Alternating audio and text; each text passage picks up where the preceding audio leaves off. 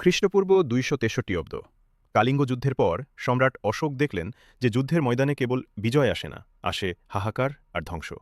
তিনি অনুধাবন করলেন যে মানুষের উদ্ভাবনী শক্তি যদি কেবল মারণাস্ত্র তৈরিতে ব্যয় হয় তবে একদিন পৃথিবী ধ্বংস হয়ে যাবে। তাই তিনি সমকালীন বিশ্বের শ্রেষ্ঠ ৯ জন বিজ্ঞানী ও মনীষীকে নিয়ে গঠন করলেন এক অতি গোপন সমাজ, দ্য 9 মেন। এই ৯ জনের হাতে তুলে দেওয়া হল ৯টি পৃথক বই, যাতে লিপিবদ্ধ ছিল মানবজাতির শ্রেষ্ঠ এবং সবথেকে বিপজ্জনক সব গোপন জ্ঞান। ল্যাবরেটরির মতো নিখুঁতভাবে অশোক নিয়ম করলেন যে এই ৯ জন সবসময় ছায়ার মতো সাধারণ মানুষের ভিড়ে মিশে থাকবেন এবং প্রয়োজন ছাড়া নিজেদের পরিচয় প্রকাশ করবেন না।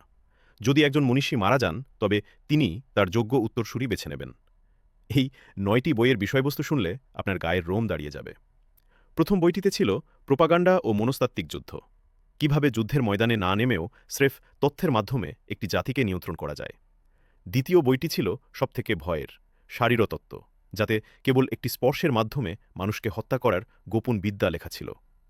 তৃতীয় বইটি ছিল অণুজীব বিজ্ঞান নিয়ে, যাতে শেখানো হয়েছিল কিভাবে ভাইরাস ব্যবহার করে সাম্রাজ্য জয় করা যায়। চতুর্থ বইটি ছিল অ্যালকেমি বা ধাতব রূপান্তর, যেখানে লেখা ছিল লোহা বা সীসাকে কিভাবে সোনায় রূপান্তর করা যায়। পঞ্চম থেকে নবম বইগুলো ছিল আধুনিক বিজ্ঞানের চেয়েও কয়েক ধাপ এগিয়ে। পঞ্চম বইয়ে ছিল মহাকাশ যোগাযোগ, অর্থাৎ ভিন গ্রহের প্রাণীদের সাথে যোগাযোগের কৌশল। ষষ্ঠ বইয়ে ছিল মাধ্যাকর্ষণ ও বিমানতত্ত্ব, অর্থাৎ আধুনিক অ্যান্টি গ্র্যাভিটি টেকনোলজি, যা দিয়ে প্রাচীন বিমান চালানো হতো। সপ্তম বই ছিল মহাবিশ্বের সৃষ্টিতত্ত্ব।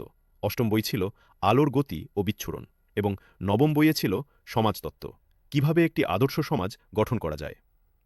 আশ্চর্যজনক ঘটনা হল রবার্ট ওপেনহাইমার যখন প্রথম পারমাণবিক বোমার পরীক্ষা করেন, তিনিও প্রাচীন ভারতের মহাভারতের মন্ত্র উচ্চারণ করেছিলেন। এই ৯ জন মনীষী আজও ভারতের নিরাপত্তার অদৃশ্য রক্ষাকবচ হিসেবে কাজ করছেন বলে অনেকের বিশ্বাস। আজও পৃথিবীর কোনো এক কোণে হয়তো সেই ৯ জন মানুষ ৯টি বই নিয়ে পাহারা দিচ্ছেন, আমাদের অজান্তেই। এই রহস্যের পর্দা যেদিন পুরোপুরি ফাঁস হবে, সেদিন হয়তো বদলে যাবে বিজ্ঞানের সব পুরনো বই।